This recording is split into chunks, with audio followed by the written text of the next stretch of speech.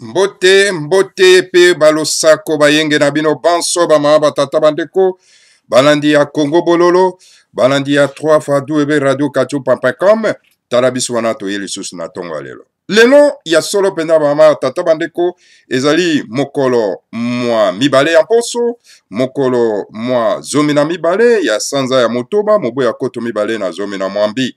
Bongo tokomi na ngonga ya libwa na miniti tukumitano na mibale. Bama batata bandeko toye na tongo ya lelo parce que l'actualité oblige tout kwa koya na tongo bien que tozana ba occupation misusu bama batata bandeko esengeli toya pona ete tokoka solo penda kosola poto melisa Congo Bololo na ba oyo bazana ngo na bosenga bama batata bandeko awe ezali Congo Bololo ezali mono ezali nde kisi oya ke bandeko soki bazui ba meli bongo bazui lobiko yango moni ebele ba banga kasolo pena tuka ko partager Congo Bololo po bayebi ke kisi wana eza makasi mingi baza ko banga lobiko yango na banga ko partager yango bama batata bandeko ok bato bazali na bosenga penza yake non bazwa lobiko bako partager Congo Bololo na bayimboka bama batata bandeko pamba te awezaka distraction te awezaka lokuta te awezaka bel bosembo bama batata bandeko yango wana tokoza kosenga toujours na ba oyo bakangolami bazwi solo pena tuka lobiko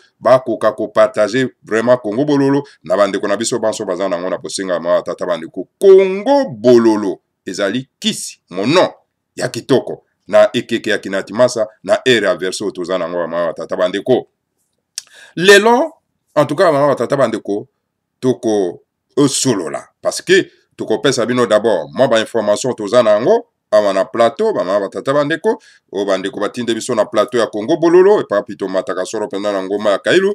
Alors donc après tokoleka soro pena en tout cas na moi ba sujet oyo tolengeli pona bino na tongo ya lelo ya solo tokoza mokuse et ko dépendre na développement tokosala yango lelo bama batata bandeko.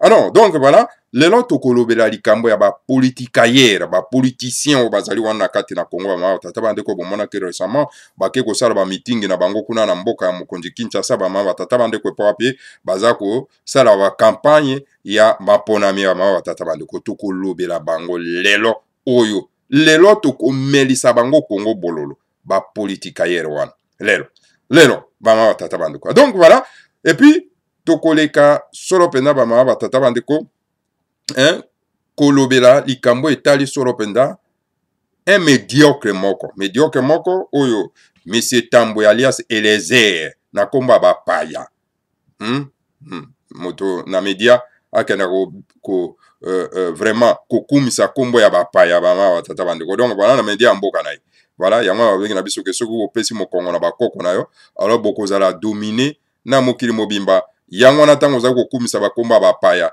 tale papi okozala dominer na mokili mobimba.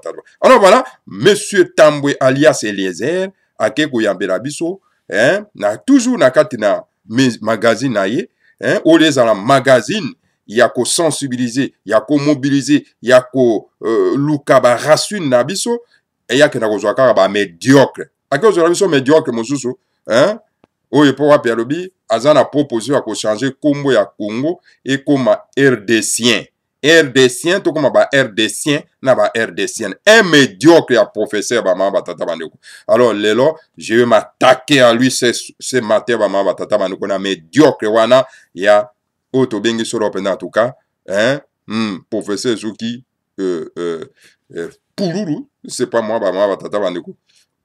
J'aime pas vérifier d'ailleurs son nom. Boyebi très bien mutango naza kolobe. Donc voilà bama batata bandeko après to kwa kosukisa solo pena en tout cas na Congo dietu o ezali kolobela biso likambo ya ekeke ya kinatimasa. Voilà maye tolengeli pona bino na tongo ya lelo bama batata bandeko ezali très riche o epa to komelisa ba imboka Congo Bololo ezali pona komelisa bandeko po bazwa lobiko bandeko bazana bokono na biso ezali ni kozanga koyeba.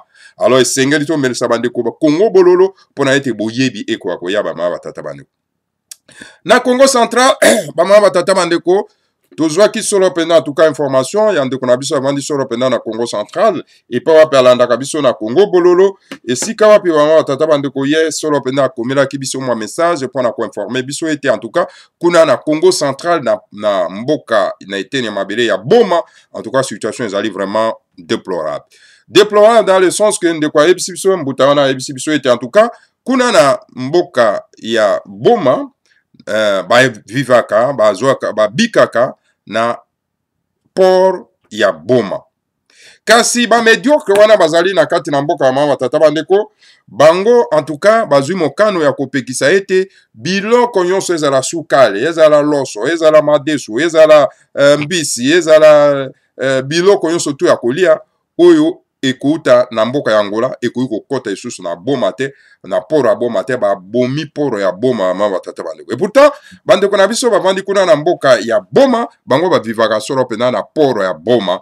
Tala information aye tu kopesa biso mama batata bandeko ezali très grave. Alors pona nini ba médiocre oyo baza ko interdit biloko ko kokota na poro ya boma, pona nini babomi poro ya boma, alors mama batata bandeko allez-y comprendre ezali pona ko axifier bandeko na biso kuna pona ete bakoka kokufa na nzala. Voilà stratégie ya Hippolyte Kanambe Joseph Kabila, un touti rwandais oyo bapaya batiela biso na mutu ya mboka po asala génocide. Voilà les génocides de temps décriés par les grands maîtres Fumomanda Asemi, yango wana eza ko se concrétiser mama batata bandeko. Voilà, ndeko ya biso situation ezali très grave, très grave. Hein? Donc, ba ndeko na biso oyo baza na kati na ville ya boma, bango ba vivaka soro pena en tout cas na poro ya boma, et plus encore la plupart na bango bazali impayés plusieurs mois, hein, 11 mois environ, bazali même pas kofuta bango ba salaire na bango ba tata bandeko. Alors, à continuer pour na koyebisa biso lisusu ke alobi, bon voilà, situation ezali lisusu kuna, ba makesa mabundu ya Congo oyo baza na kati na mboka kuna. À chaque fois que ceux qui ont un problème, baké la mère à ville, alors mère à ville plutôt, donc y appelle ça toujours faute tort toujours na bamaké sa mabundo dia Congo, donc bapé ça ceux qui ata bazan a raison, bapé ça bango raison te bama tata bandeko tala vraiment bande konabiso baza ko boma lisusu bande konabiso davantage mama tata bandeko parce que bazali aki na cause ya occupation na cause ya Hippolyte Kanambe tout rwandais oyo ba imposa biso na kati na mutu ya mboka oyo pa toza ko bunda pona tolongola na kati na mboka na biso ya mama tata bandeko. Voilà situation oyo bandeko na biso na Congo central, plus particulièrement na ville ya Boma bazo ko connaître mama tata bandeko. Bazo passer moment encore très difficile mama tata bandeko et sengeli solo pena en tout cas tokoka ko alerter la communauté internationale, la communauté nationale, baimboka bana mboka po na solidarité na bandeko na biso baza kuna na kati na ville ya Boma oyo bazo passer moment encore très difficile oyo pa pe ba occupant hein oyo baye ko konza bango na kati na ville na bango ndenge baza ko monsa bango pasi ba mama tata bandeko. Voilà l'information oyo tozui oyo tikuna solo pena na ville ya Boma mama tata bandeko yango to relais bino yango awa na kati na Congo bololo. Voilà ba mama tata bandeko wana ezalaki l'information oyo ezali koleka kuna na ville ya Boma ndenge baza ko axifier bandeko na biso epe wape bapekisi biloko ya kolia ba denrées alimentaires hein, eko kokota na kati na ville ya Boma ville na poro ya Boma babomi yango donc eza ko sa isusu te ba mama tata bandeko. Voilà. Et voilà, ba mama tata bandeko toke solo pena na mboka ya Kivu, hein, to tiki Congo central toke na mboka ya Kivu, et puis wapi en tout cas kuna na Kivu, hein, boyoka ki dernièrement information, utaki kobima wana été en tout cas un activiste, hein, il y a Lusha, hein, na kombo ya Kululu, donc ba incendié, hein, donc na kati ya ndako na ye, donc voilà, les éléments terroristes Hippolyte Kanambe bakei ba incendié donc ndeko wana un activiste ya Lusha na kombo ya Kululu, donc ba incendié na kati ya ndako na ye, alors il a trouvé vraiment liwa na ye na kati ya ndako na incendie criminel terroriste wana wa mama tata bandeko. Voilà situation oyo bandeko na biso baza ko vivre na kati ya mboka mama tata bandeko. Comment voulez-vous mama tata bandeko to koka kote na matin comme un seul homme pour to benga na moto yo par un soulèvement populaire mama tata bandeko. Voilà mama tata bandeko. Bato baza na vision esengeli bako kolanda vision ya soulèvement et non ya maponami. Dans la situation eza na Goma yangwana. Alors bandeko na Goma walobi toko venger soro penda ba mama tata bandeko. Donc mort ya activiste na bango na kombo ya Kululu oyo ba incendié na kati ya ndako ba mama tata bandeko, donc ba ke okuta ndako incendié, donc ba ke ko constater tout simplement donc poussière ya un activiste oyo abundelaki mabele ya bakoko na ye alors bamama batata bandeko akufi likolo ya mabele na ye bamama batata bandeko. Voilà situation toza nango oyo mokili mobimba eza kotala alors eza koobserve tout simplement sans que bakoka solo mpena koréagir. Alors mokili koréagir te il faut esengeli biso moko koréagir. Voilà wana ezali information oyo eleki solo mpena kuna na Kivu epa wapi activiste ya Lusha oyo baincendie ye na kati ya ndako par les éléments terroristes ya Hippolyte Kanambe bama batata bandeko bana lisanga timanti et moto azali derrière wana boyebi moto aza kopesa beki mpona ete situation pareille ekoka koleka ezali moto tobengi Kalunda Motoba alias Kalev c'est Katange hein? Moto ya katakata c'est allié d'Al-Qaïda de Daesh oyo azali en connivence na Daesh na Syrie na Irak un peu partout bama batata bandeko akeko installer biso terrorisme na kati ya mboka oyo tobengi ANER, une organisation terroriste oyo eza koterrorize biso ba population bama batata bandeko. Voilà celui oyo aza kopesa beki solo pena na bapaya po babebisa biso mboka. Voilà bama batata bandeko wana ezalaki oyo tokokaki solo pena kopesa bino information na mayema azali koleka solo pena kuna na Kivu. Tozongi na maye oyo toyebisaki bino na ebandeli na likambo etali bapolitika yere oyo baza na kati na Congo bamama batata bandeko. Bolandaki bino moko bamama batata bandeko ndenge manifestation ya soi-disant entre guillemets homme politique politicien opposant na kati na mokonzi ya mboka mokonzi Kinshasa bamama batata bandeko. Epa wapi bakendaki kosangana mpona ete bakoka kosala soi-disant meeting ya distraction bamama batata bandeko. Me bamama batata bandeko eloko tokoki komituna lelo ezali ete na moment oyo toyebi bamboka nyonso tu soki ezali occupé ezali colonisé bakompayaka mboka wana na maponami te bakendaka na mboka wana na un soulèvement populaire. Alors biso esengeli tokoka mituna pona ni bapoliticien oyo balobi bapoliticien et moi je les appelle les politicailleurs, le coureur de jupons, c'est-à-dire que les gens qui ont besoin seulement de l'argent pour corrompre ma boum na bango parce qu'ils n'ont pas eu un endroit où pour faire de l'argent alors pour basara mbongo, c'est-à-dire que il faut que ça la politique mama batata bandeko toye le roto melesa bango ba Congo bololo le mama batata bandeko. Ceux qui vraiment baza conscient que mboka ezali occupé. Comment ça fait-il que bango baza ko prôner makambo etali baponami po ete moto azali mopaya akoka kosalela bango maponami oyo bango bako gagner te. Donc bango baza ko accompagner l'occupation, la colonisation tout rwandaise mama tata bandeko. Et c'est ngeto terme na bango. Toko bandanano na moto to bengi soro penda Katumbi Moïse. Mais dis, mon cher ami, mboka ya Congo ezali mboka ya bantu valeur te. Ezali mboka ya bantu valeur te. Et c'est ngeto bundisa les anti-valeurs. Lelo Congo bololo tozo mesana ba politicien o lelo. Bama batata bandeko. Bo serré ceinture. Alors, mboka ezali mboka ya bantu valeur te. Lelo toza na problème ya Hippolyte Kanambe. Pour Hippolyte Kanambe, c'est un touti rwandais. Il n'est pas congolais, c'est un touti rwandais connu de tout le monde. Le ciel connaît, l'esprit de la nature yebi, le génie de la terre yebi, génie de l'eau yebi, génie de feu yebi, génie de la terre yebi, et Hippolyte Kanambe, c'est un touti rwandais, ce n'est pas un congolais. Sauf les politicailleurs congolais, ba yebi angote ou bien bazo sa l'hypocrisie pour na condormir bande konabiso ama batata bando. Ce sont des méchants.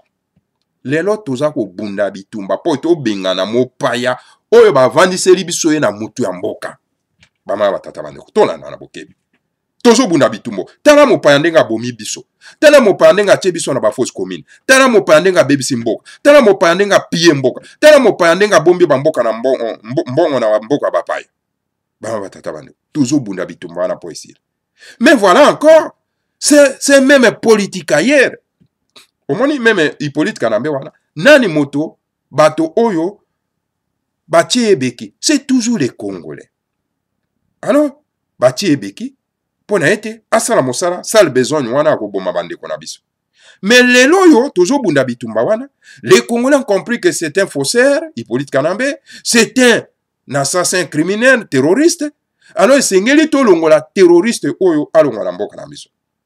Parce que boyokaki, ye moka abimsaki na monoko na ye alobiete, ya yaki pour transformer le peuple congolais. C'est-à-dire à transformer biso to longwa na bato oyo bazali na bobangi ya nzambi ya pungu tulendo to koma ba terroriste, c'est-à-dire bato oyo ba bomaka batiaka bato na ba fausse commune, batiaka bato na mabulu, batiaka bato ba pia kamboka, bateka kamboka, bateka kabazamba, bateka kabamai, to koma na ba anti-valeur médiocre lokola ye. Yenda yaki po akomisa biso ba médiocre. Tolongwa bato oyo bazana bobangi ya tatanzamba pungu tulendo parce que toza ba bantu, nous avons le respect na tatanzamba pungu tulendo, toza na botosi na tatanzamba pungu tulendo. Alors le Seigneur a Congo toza na botosi na ye, ya ye pour transformer biso to koma ba ini ya le Seigneur a Congo to koma ba tueurs, les assassins, les terroristes etc. Ma tatabando. Tala insulte monen. Alors mama tatabando. Alors les loto buzo bunda bitumwana poto benga na mopaya kende. Allez, voilà. Toujours bana somi mboka Congo, bomonaki, hein, Kalombo, hein, alias Francis, hein, ndenge bazalaki grand défenseur Hippolyte Kanambe, hein, bomonaki Zekoko, hein, Mulumba, ouais, azalaki le grand défenseur Hippolyte Kanambe. Les royaux, azana kati ya makala, azali entre la vie et la mort, après avoir servi un diable, un satan. Voilà les conséquences. Alors, tobundi bitumba wana, tozo bunda bitumba wana, tala bango lisusu baye lisusu, toujours les mêmes Congolais, bakenda lisusu kozwela biso nani, Katumbi Moïse, un étranger encore. Katumbi Moïse, c'était un étranger. Papa na ye Mouyuda, c'était, mais demandez-lui. Mais Katumbi Moïse, papa na ye Mouyuda, c'est un juif. Alors papa na ye, maman na ye plutôt une zambienne. Mais bino boyebisa ngai bino ba politicien wana, bozo ko kenda ko yebisa Katumbi Moïse akoma président na mboka na biso. Boyebisa ngai.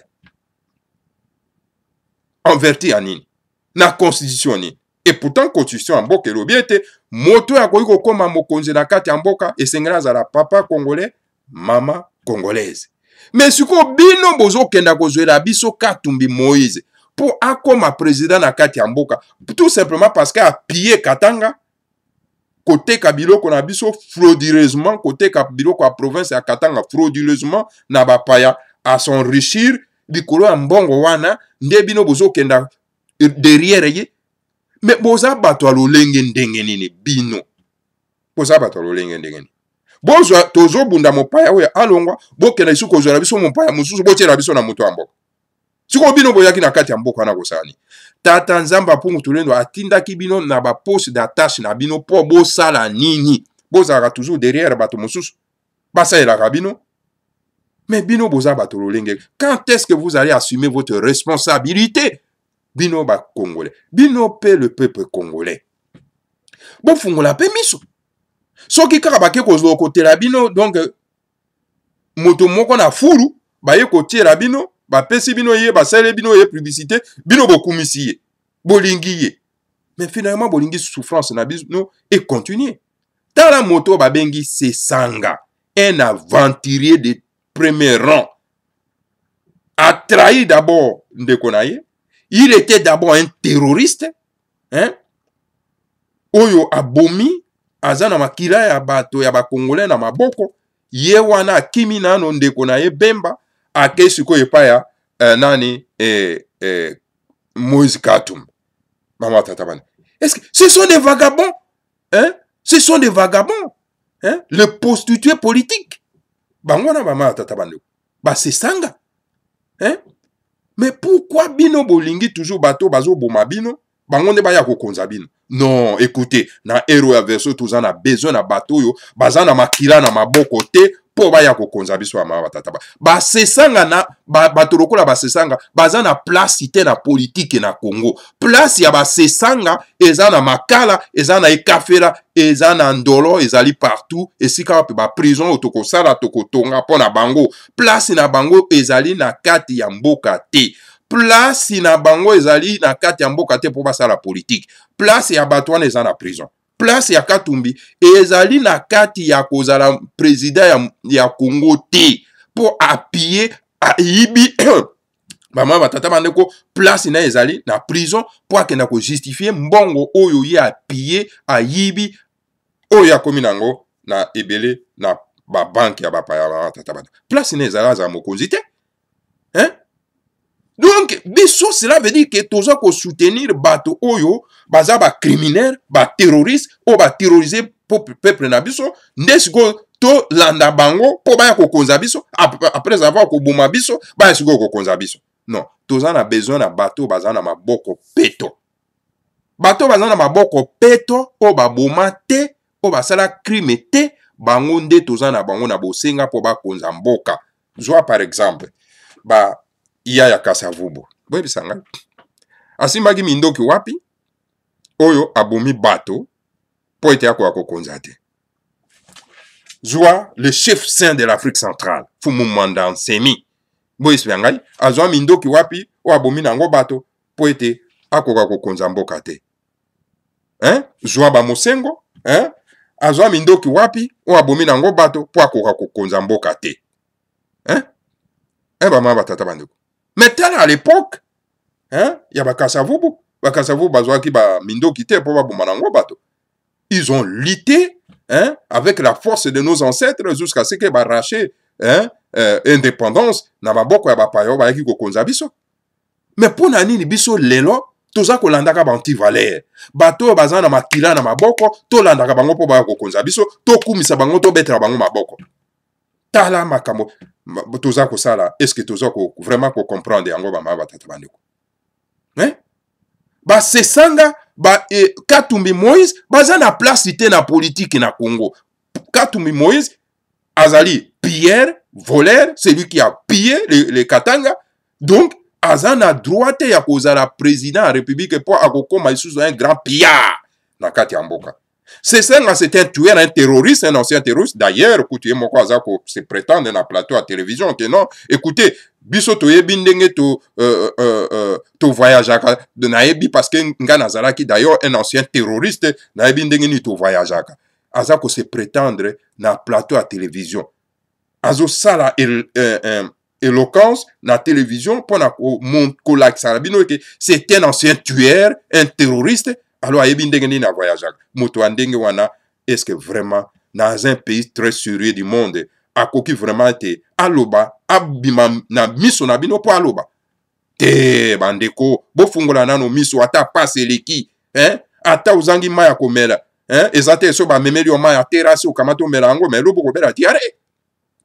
Bama tata bandeko, bino bana ya somi amboka. Je m'adresse à vous, le peuple congolais. Je m'adresse à vous, les Kinois. Bo fungola pe miso. Bo zakaka mnokote. Il faut dire non aux antivaleurs.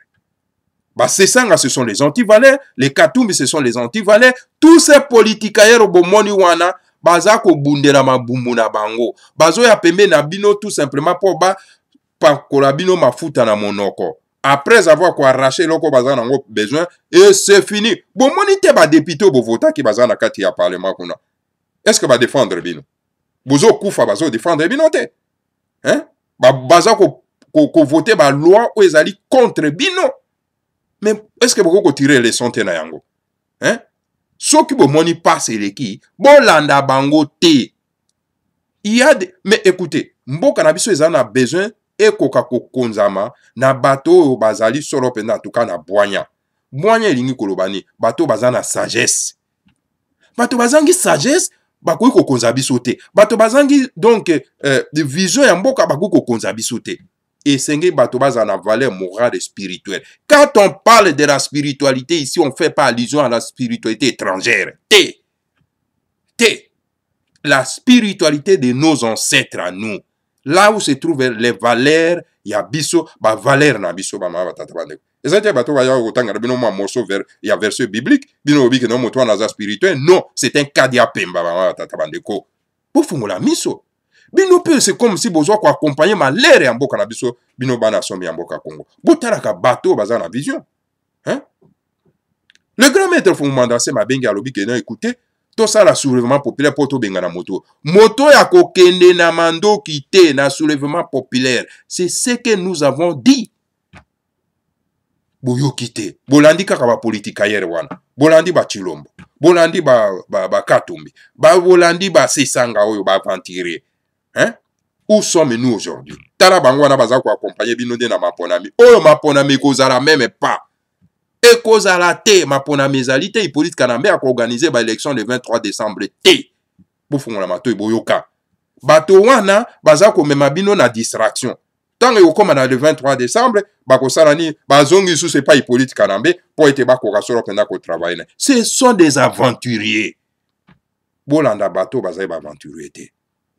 La vraie résistance ezali na mokili mapoto. Bolanda biso ndenge toza koloba, la vraie résistance ezali sur le terrain incarné par Fumandase. Moto mosusu azate motako sabino te ba tata bandeko. Tout ce monde là bo monaki et pas à tambazo ça la bango publicité. Tambwe parce que il gagne de l'argent auprès de Katumbi Moïse, c'est pour ça ça la publicité. Hein? Mais bon tout na tambwe alias les airs, il y a ça la couverture médiatique qui a Katumbi Moïse. Pour comme président on vertit à quelle constitution? Posez la question à ces messieurs-là Tamboué, alias Eliezer. Hein? Dans le magazine, komi wapi. Voilà les gens qui accompagnent Malere à Congo, maman batata bandeko. Katumbi Moïse, papa na Yuda, maman na Zambien, yako comme président à Congo ndengeni. Tozo bunda bitumba po Hippolyte Kanambe ke na moment na mopaya tuti rwandais. Alors ba ke na isusu ko zora biso mopaya mosusu, ba tira biso na mutu ambo. Alors biso to yaki na kati ya mokilo ko sani, boye bisa biso. Qu'est-ce que c'est ces histoires-là? Qu'est-ce que c'est ces histoires? Alors, toujours, moto yo babengi tambwe alias Eliezer, amemela biso toujours ba anti-valeur na isika yo mama batata bandeko. Donc, biso toza ko bunda bitumba ya transition. Tokosala maponami na mopaya te. Bolanda bien. Na mboko ezali ya solo bakoki koorganize ba maponami te o epai wapi bapaya batondi na mboka. Tosali nano identification ya population te. Tosali nano recensement te. Fichier électoral tosali yango te. Mais siko bozo lobela biso maponami na miracle nini bino ba politikare oyo. Boye bisa biso bozo lobela biso maponami na miracle nini. Lelo tokomi na mois de juin, tozo kende na suka mois de juin. Siko ba fichier électoral bosa ngoka, recensement bosa ngoka. Hein? Identification à population basali yango. Maman tata bandeko. Oui, ça blague. C'est une blague. Hein? Voilà maman tata bandeko bana lisanga antimati. Balandi ya Congo bololo. Tala esika oyo bato ba raison na kayango wana maman tata bandeko. To se concentrer force na biso pona ete to bengana nano mopaya. Mopaya kende. To sa la transition, ya moi ya courte durée, pona ete to bongisa mapona mi ya biso ba imboka. Papa ya ba votaka te na kati ya mboka. Yo za mopaya yo ya ko voter ndengeni. Ta na kati ya mboka wana bapaya batondi. Bango nde bato bako voter. Bango nde bato bako tia ba candidature po bakoma ba député. Donc boko voter na bino, bapaya po bakonza bino davantage, bino moko bo légitimer bapaya. Soki bondimi ba mapona mi ande ulenge oyo. Alors ba sesanga un aventurier, un grand aventurier, un nomade politique, hein? Yazo talande libumunaye, yazo talande akokoma secrétaire général ya Katumbi Moïse, mais l'intérêt du Congo, ya bana ya Congo yazo tala yango te. Alors na sengi na bino bana ya Congo, bo bengana ye, loba ke yo place na ezali wapi na prison parce que tu étais un ancien terroriste. Tolingi lisusu ba ancien terroriste ba konza biso te. Biso tolingi bato ba ko konza biso bato bazana makila na maboko te. Bato bazana makila na maboko te. Bakokonza biso bato bazana makila na maboko bakokonza biso te. Kama tata bandeko. Bakoko koma bakonzi na kati ya mboka te.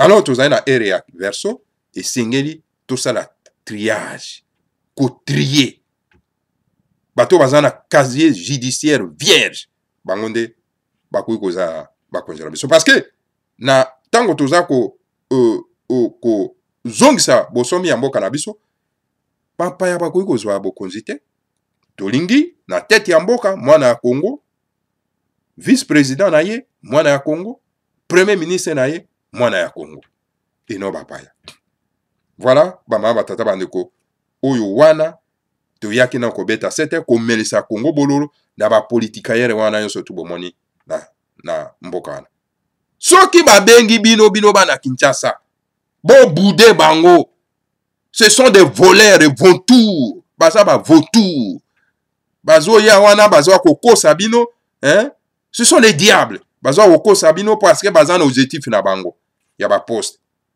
nde baza bosa déjà calcul ndenga kozala ministre ezate ndenga kobongisa mboka ce sont des aventuriers non parce qu'ils n'ont pas de valeur morale et spirituelle ces gens que vous voyez là bien que bazo tangela bino moi ba verset biblique et bino pe lokwa bolinga bible ba tangela bino moi ba verset biblique c'est pour vous endormir davantage.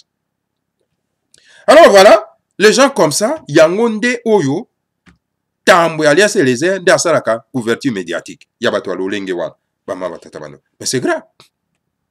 Voilà bato baza ko accompagner souffrance na biso bango wana.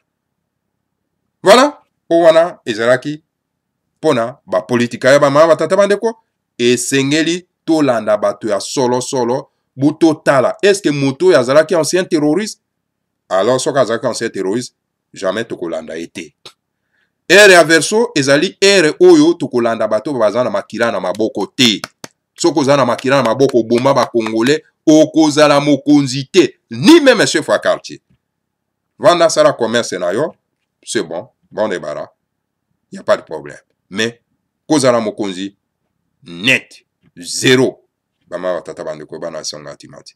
Et ere ya verso na transition oyo tolingi te ko salema et sengeli donc pour mumanda c'est mazali wana musengo azali wana yaya kasavubo azali wana parce que tous ces gens là que je sont de citer n'ont pas le sang bana makila na maboko te o baboma nango ba bana mboka rien tout le monde o baboma bana mboka baza na place te oh non tous aboma bazaka bomoko na basassin te bazalaka bomoko na ba criminel te bazalaka bomoko na ba terroriste te bomoko na biso ezali na bato bazali propre comme ça bazala sima ba apprendre ndenge nini ya kotambusa ya kodiriger mboka ofungola miso so ba pesi bino ma dollar moi 5 dollars 10 dollars bole yango kasi bokende te po ezali ya bino po ba yibaka yango baza miyibi bama tata bana voilà wana to kwa iko betela bino sete ko melisa Congo bololo na ba wana nyonso tu ba batata bandeko bana lisanga timati.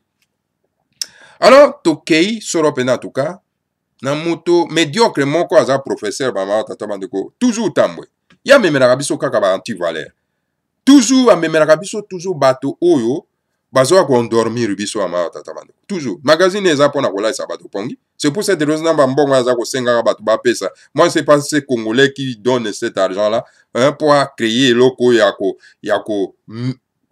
là sabino encore davantage pongi hein o les ala instrument yako pesa ba imboka boyebi hein et comme instrument yako là sabato pongi alors tellement que bande konabiso balingi pe distraction mingi yango na pe bazana kati ya distraction wana ba matata a même ils sont un autre homme il y a distraction professeur un médiocre encore ba matata banda le non et sengeli to changer kombo ya mboka ikoma to koma ba RDCien na lokotani na lokota ba français est-ce que biso za ba français na ero ya verso e pa pi bato baza ko bunda bitumba ete bato na bato ba valoriser lokota na bango ba tombola lokota na bango yenda zo kozongisa biso to zonga na colonisation linguistique et culturelle mama batata bando bolobi ke wana zali professeur médiocre ba médiocre bazaka na politique te baza même na kati ya bitero tana un professeur médiocre abi non et c'est to changer combo pour to distinguer hein entre Congo Brazzaville na Congo Kinshasa biso to zala ba RDCien bango batikali ba congolais hein RDCien. RDCien tout na yesu eza na lokota ni. Et d'ailleurs kutu tango aza kolobango azolobango na lokota bapaya. Donc lui il pense dans sa tête, dans sa petite tête, dans sa petite caboche, dans sa médiocrité.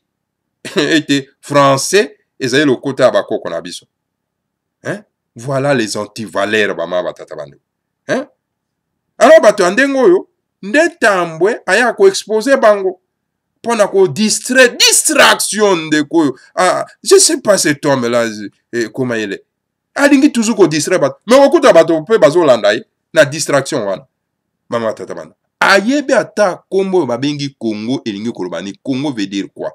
Le Congo veut dire, le Congo, ezali Congo ya tatanzambe ya pongo telondo. Biso na bakoko na biso bangombe bako benga, moto asali likolo nase, ou asali mokilo oyo, ou asali biyebe zali komona na te, tozali ko benga ye a Congo. Tozo benga ya Congo. Alors le Congo c'est le nom ya tatanzamba pungu tulendo. Siko yo longola kombo ya tatanzamba pungu tulendo, yo remplacer yango par ba aventure. Hein? Il y a RDCien.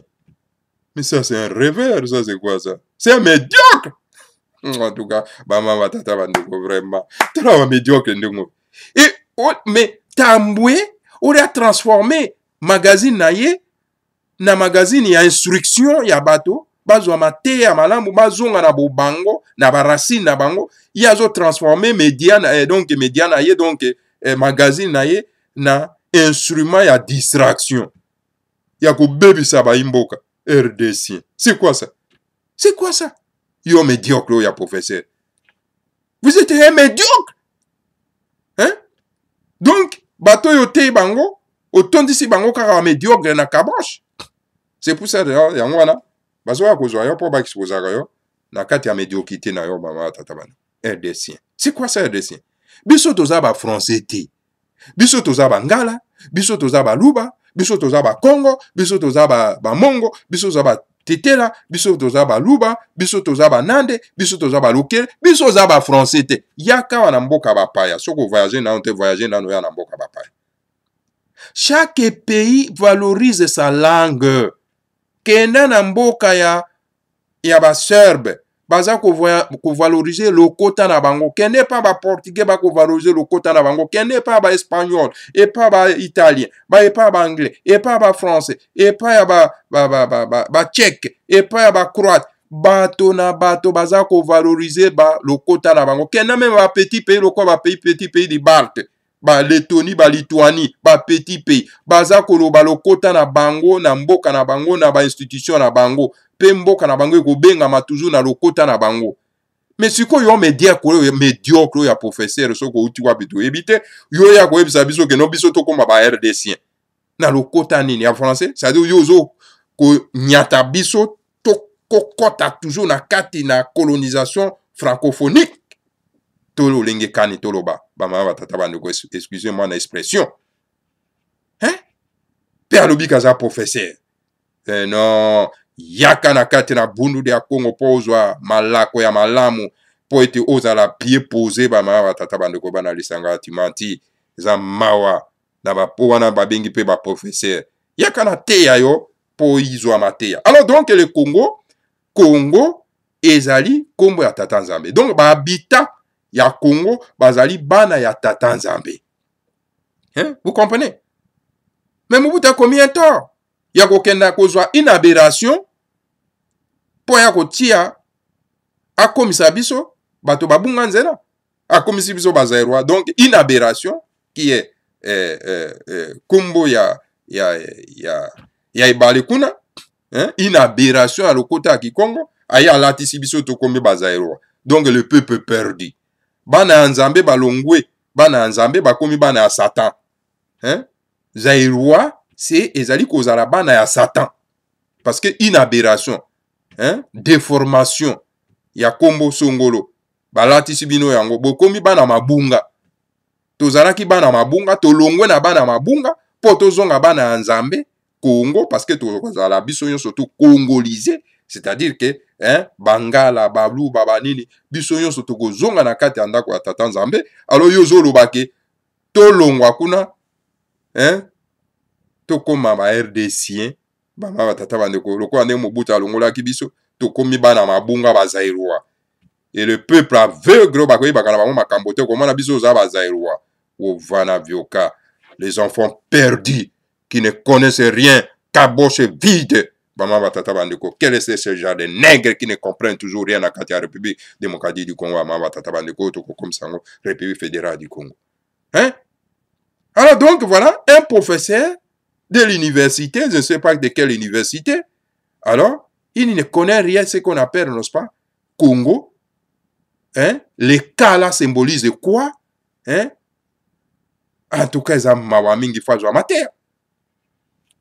Hein? Alors, bateau va kolandoka va médiocre. Et puis, non, mais écoutez, moto akobenga ngai kaka moto azali scientifique. Mais quel scientifique? C'est-à-dire moto atanga ba bouquet ya bapaya. Wana nde abengi scientifique. Alors moto oyo azako talisa ndenge ni bakoko na biso batambolaki ya za scientifique te. Alors donc ago benga ete pona discuter là-dessus. Alors kenda na bozoberi na kuna na kati ya ndako na oli anango na bana na bama tata bandeko. Voilà, bama tata bandeko, tara mosala oyo tambo ya Alias Eliezer azo sala pona biso bama tata bandeko. Bongo siko bo pesa ye mbunduka ya monene. C'est pour kabungisa bino encore davantage. Akenda kozwande oyo banani binzambi atia bango kuna na magazine na ye bawale sasoki nini bamate ebukana banini banini oyo témoignage ya lokuta. C'est ça. Quel est genre ni la démarche oyo ndeko aza kosala po alalisa bandeko na biso pongi davantage bakoma babolole bafungola miso te bamiyeba te po babundela mabe na bango te. Voilà, maman tata bandeko wana ezalaki solo pena en tout cas tout parafait na likolo parce que ngonga ya télévision ezaka molai mingi te. Alors toleki solo pena en tout cas maman tata bandeko na Congo dieto toleki na Congo dieto bama tata bandeko pona kosukisa bama tata bandeko na Congo dieto oyo toki solo pena en tout cas kozwa na archive ya les grands maîtres fondaments asemi po ete toko ko etale bino ya ngwawa na kati na ngbunduka ya bakulu. Donc Congo dieto oyo eza koyebisa biso makambo etali solo pena bama tata bandeko ekeke ya kinatimasa. Nous sommes à l'ère du verso. Tozali na ekeke ya kinatimasa. Kinatimasa yengo ba ekeke ya kinatimasa adi ere oyo ekeke ya mai. Lokuta ezali wana biso toyaka na mai pona kosopa. Omoni tambo Alias Eliezer aye na lokuta na ye na bato na ya lokuta na ba politika na ya lokuta ya miyibi bato bazali censé te bakoma président na kati ya Congo yaza ko sala bango médiatique po bakoma président ya Congo. Moïse Katumbi lokuta waya mopaya akokoma président ya Congo te. Donc voilà nde bato wana yaza ko exposa ka bango ko sala bango propagande bama batata bandeko likolo ya lomea la mpata mawa mingi oza résistante oza combattante oza accompagnante ya occupation ndeko.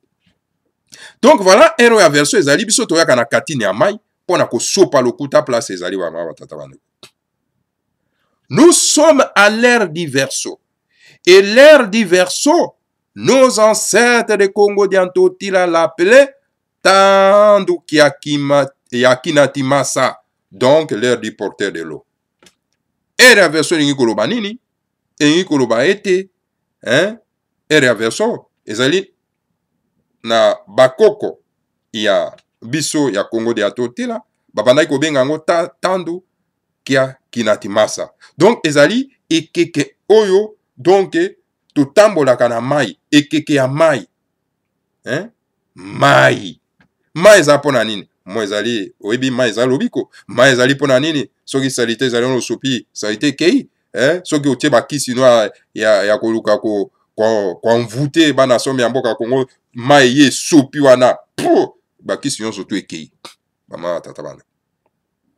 L'eau de la spiritualité, l'eau des inondations catastrophiques, l'eau des rivières qui débordent et emporte tout, l'eau simbi biamaza.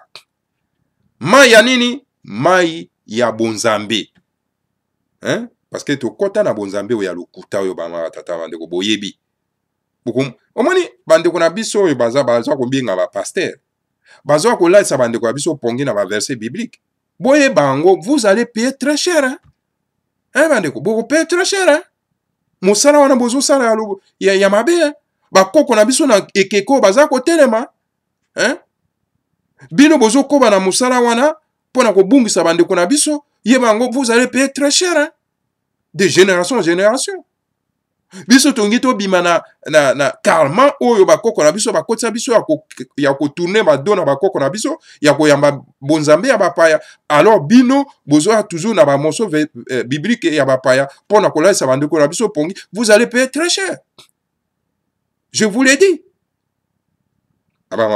donc tokomi na ekeke oyo ya mai ya boyebi ya bonzambe na biso ya spiritualité mai oyo ezali solo penda koinonde bamboka moni ba inondation ndenge ezosalema na kati ya Congo bomonaki bambula eza kobeta inondation ya kosakana te babibale eza kose déborde bamatata bandeko bibale eza kobima mai eza kobima na osie eza komema nyonso tu mai babengi yango simbi bya mvita simbi bya maza bolimbisi mama tata bandeko monoko pe buka libako ebetaka libako voilà bamama tata bandeko ekeke tozali nango tuna bapolitika yere wana bozolanda parce que un homme politique doit avoir n'est-ce pas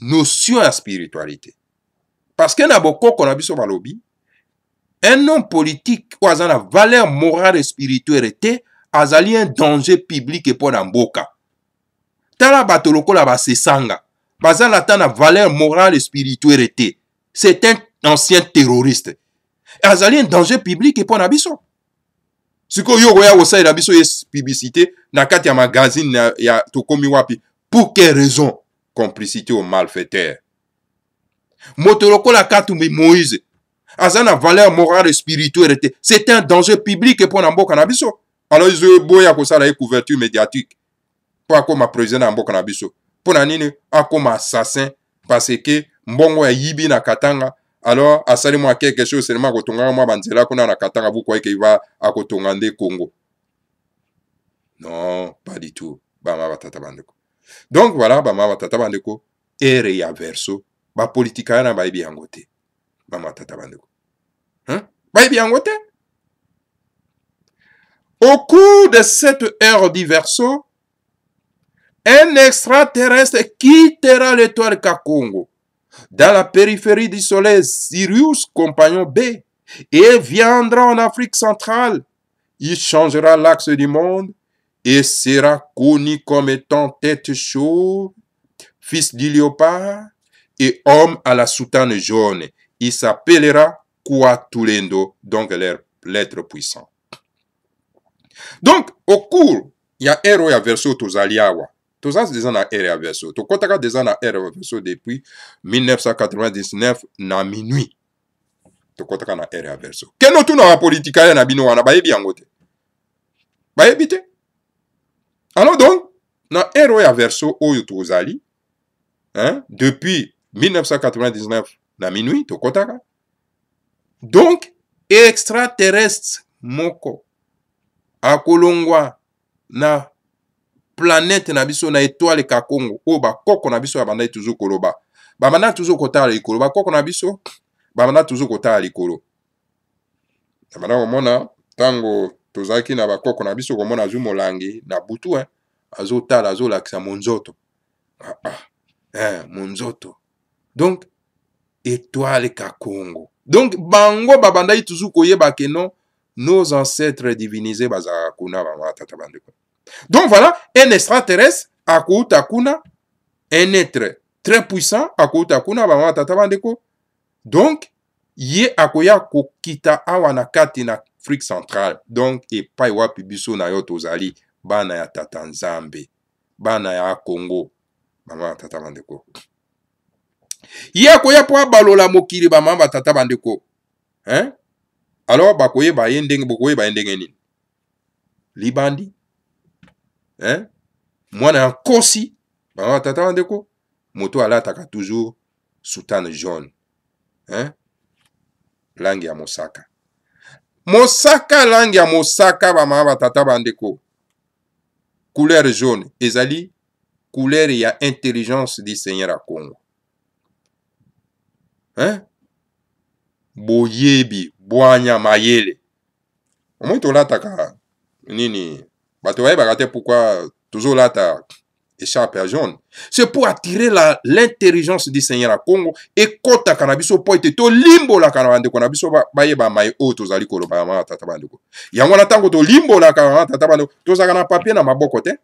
O to komina no ma texte moko boye bongo to talaka te ezo kitobe ko kita. C'est l'intelligence du Seigneur à Congo. Lorsque vous portez la couleur jaune, vous allez attirer l'intelligence du Seigneur à Congo. Alors donc voilà, moto wana bakobenga ye nkua tulendo, donc un être puissant. Moto azali na nguya makasi.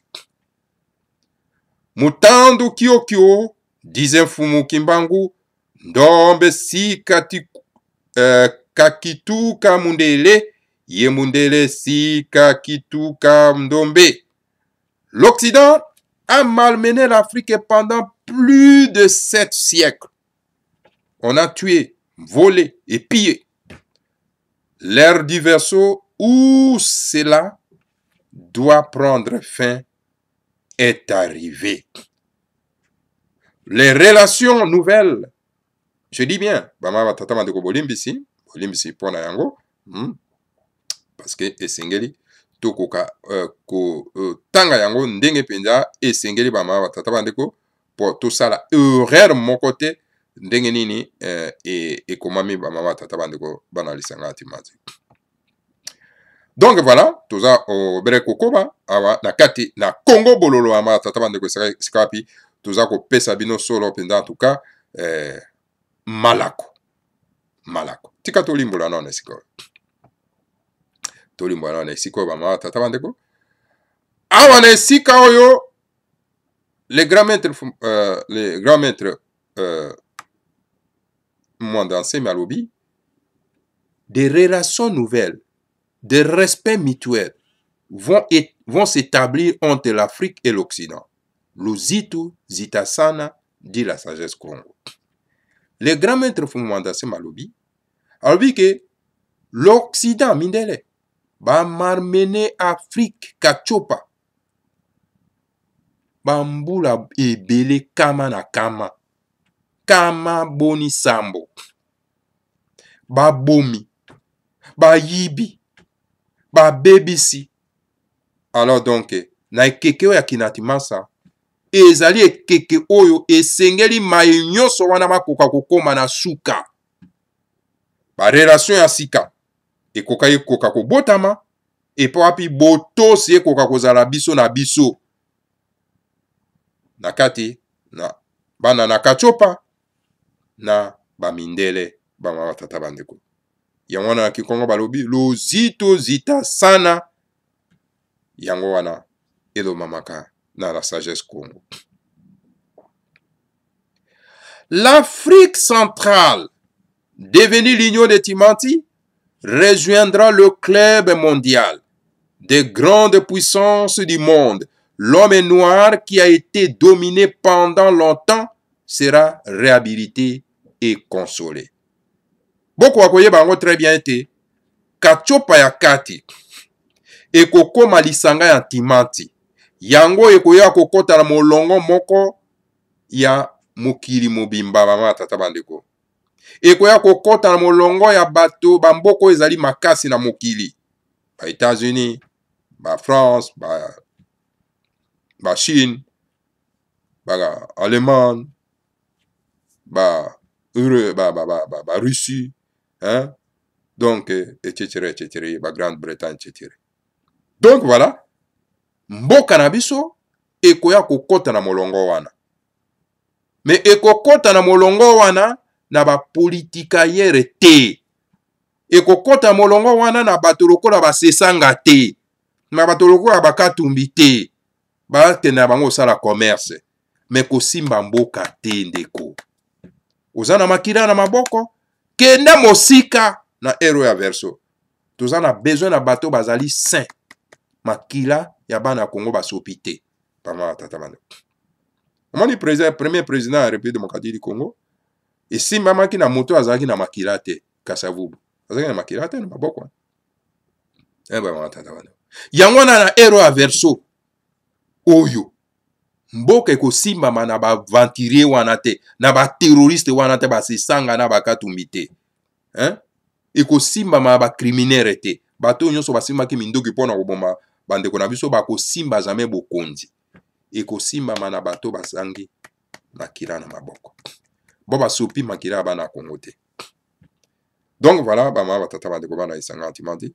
Donc voilà toko kota na club ya bato oyo bamboko ezali makasi bama batata bandeko pamba te moto moindo oyo en tout cas azalaki dominer longwa bambula na bambula esengeli akoka kozala réhabilité pe azala consolé aloba et enfin biso baindo toza pe bato biso baindo iso baindo ko bato wana losako ya mbuta na biso mbuta otia bine mayaka iso baindo ko bato biso baindo pe tozali bato et enfin tokozala consolé bamama tata bandeko mais sengeli tobunda tokanga maboko te totia miso na biso na baventurier wana te oyo baza koya kokosa bino bayibi babomi te bamama tata bandeko.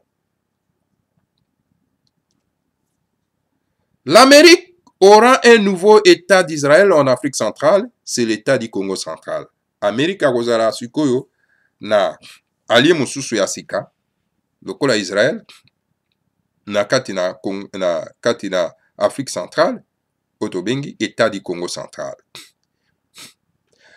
Les deuils de grandes personnalités africaines tuées par l'Occident prendront fin, car l'Occident a tué Yaya Vita Kipa, l'Occident a tué Fumu Kimbangu en prison, Lumumba, Thomas Sankara et Marien Ngouabi, l'Occident a tué récemment qui Kadhafi. Donc matanga ya ba personnalité ya bana kachopa oyo mindela babomi e kokoma na suka na ero ya verso wa tatabandi. Pamba te mindela babomi ya Kipa Vita, babomi Fumu Kimbangu na prison, babomi Lumumba, babomi Thomas Sankara, babomi Marien Ngouabi, l'Occident oti susu koboma Kadhafi bama batata bandeko bana lisanga antimati. L'Occident cherche actuellement à tuer Nemanda Nsemi, le grand Mukulu wa Moyo et les chefs mystiques du Congo central, les chefs saints de l'Afrique centrale. Lelo oyo mindele bazako luka koboma Mfumu Manda Nsemi oyo azali mokonzi ya Kachopa ya kati oyo azali chef mystique ya Congo central. Au cours de l'ère du verseau, nous encouragerons la réconciliation des races sur la planète Terre tout entière, qui est le Congo d'Ina Nza, comme dit les Bukongo. Alobi, na ero ya verseau tozali awa, toko bundamus, bitumba oyo ya kosala nini, bitumba mindoki te. Ya kosala nini, ya encourager boyokani ya baloposo na kati na mokili mobimba. Bama batata bandeko. Esengeli, baloposo ezali ya kokabwana, ba racisme, eko akosila, esengeli, bitumba wana ya kosangisa, ya kotia boyokani na baloposo, eko kakozala ma batata bandeko. Dans ce sens, le forum Bantou de vérité et réconciliation sera d'une grande utilité dans la réconciliation des races sur la planète Terre. Yango wana bama batata bandeko bana lisanga antimanti na sens, dans ce sens-là plutôt, na lolenge ya kotalela ba Bantou ya mokili, vérité, réconciliation, bo solope boyokani, ekozala na utilité moko monene pona ete balo poso na kati ya mokili ekoka koma na boyokani po ete ekoka kotambola elongo moko bamama batata bandeko. Voilà mission monene oyo babantu bakoki kosala na kati ya mokili oyo. Alors donc, le point 10, première phase.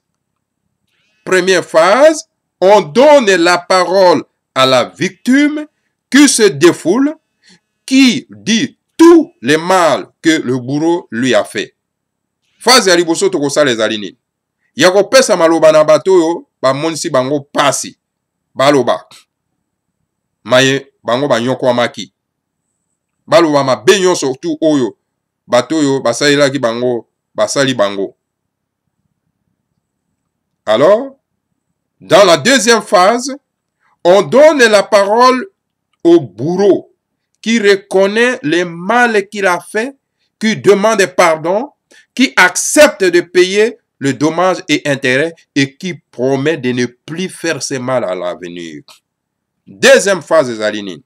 Deuxième phase ezali ya kopesa liloba na bato oyo basalaki biso mabe. Po ete bakoka ko reconnaître mabe na bango basalaki biso et bakoka kosenga bolimbisi.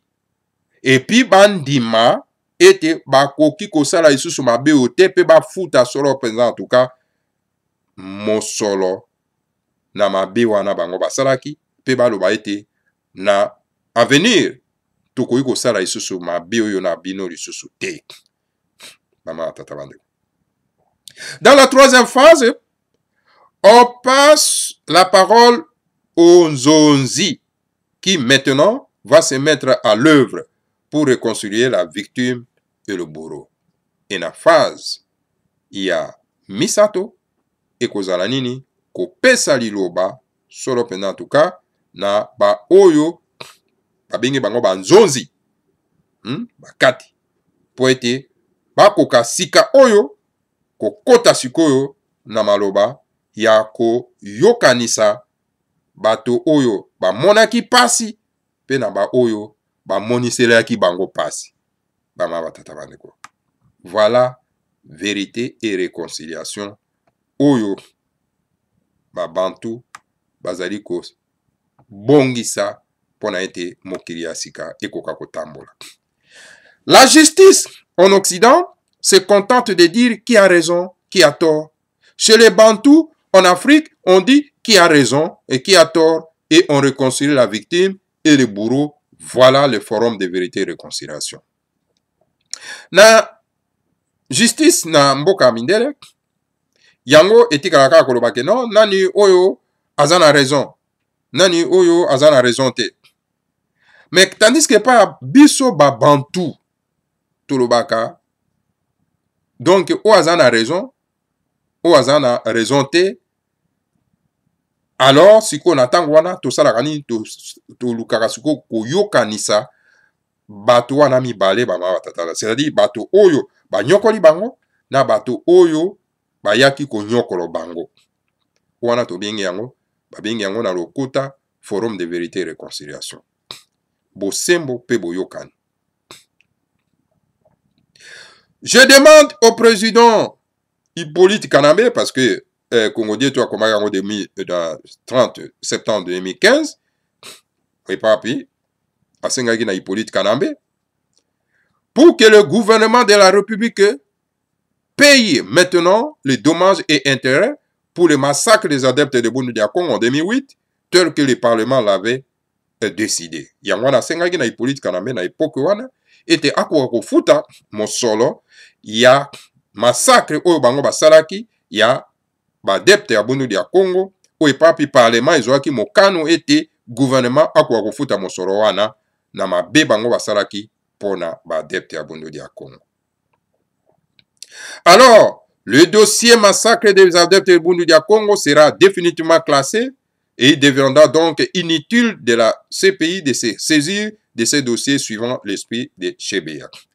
Yangwana, tango kofuta mbongo wana, gouvernement ya Hippolyte Kanambe, et tango kofuta mbongo wana, yaba depte ya Bundu ya Congo yo bomaki, alors dossier wana ekozala classé définitivement, alors ekozala isusu utilité po ekoka kokenda na CPI hein, suivant Elimo ya Eshebea. Nous voulons que ce forum joue un grand rôle au cours de cette ère diverso. Tolingete, en tout cas, forum wana ya vérité et réconciliation et quoi que salema na ekeke oyo ya kinati massa. Au cours de l'ère diverso, nous privilégierons le droit des peuples à l'autodétermination. L'intangibilité des frontières coloniales sera reconnue partout comme absurde, non-sens et folle. Ingeta, Ibobo et Ibobo. Yango wana, na ero ya verso, tuko privilégier d'abord droit ya peuple na autodétermination, ça veut dire que soko monike na lisanga otoza nango ya RDC, soko monike ozali vraiment légité awa. Donc ozomona ozoko bénéficier na eloko moko te na lisanga oyo. Donc ozana yo libre ya kosenga lipanda na yo po obendana na lisanga bama tata bando. Alors yango wana likambo etali intangibilité ya ba frontière ba mindelo oyo ba payaba ya kotia biso na kati ya mboka ekozala reconnu lokola makambo ya maboma ba mindelo ya maboma ba mama tata bando ezanga tina. En tout cas ekozala ata na tina moko te ya kotosa yango ba mama tata bando. Voilà oyo wana ezalaki message ya R Diverso écrit par le grand maître Fumanda. C'est mieux mama tata bandeko oyo na pesi yango la portée ya bandeko na biso peut-être oyo bazwaki tango yako tanga yango te pe ya koyoka yango te kasi Congo Bololo ezali wana pona ko relayer bino ce grand message mama tata bandeko bana isanga atimati matondo mingi na bino banso na ndenge bolandi na bokebi. Voilà mama tata bandeko tokomi na suka na tongo ya lelo oyo toyaki pona yango na Congo Bololo pona kopesa bino yango yo. Alors botikala toujours branché na numéro mosusu ya Congo Bololo. Bobo sanate bandeko na biso baza ko souffrir na hémorroïde. Naza ko répéter yango amete reprise awa na kati na Congo Bololo. Bobenga biso na numéro ya téléphone eza na WhatsApp na se ya chaque vidéo mama batata bandeko po bozwa information po bozwa kisi boza nango na bosenga ya hémorroïde. Kisi efficace, très efficace. Et kosilisa hémorroïde o boza ko souffrir nango parce que toza na bosenga na bino po boza na bonne santé po to bunda bitumba oyo ya ko zongisa bosomi ya mboka na biso yango na bato nyonso to baza ko souffrir na hémorroïde babenga biso ba contacter biso pona kozwa mono kisi oyo ekobikisa bino mama batata bandeko. Vraiment boko regretter te boko pesa nde matondo tango bokozwa kisi oyo ekosunga bino. Voilà mama batata bandeko bana lisanga timanti tokomi na suka. Que le Seigneur na Congo vous bénisse tous, bénisse Fumo Manda Nsemi et bénisse la République fédérale du Congo. Ingeta Ibobo et Ibobo. Maton.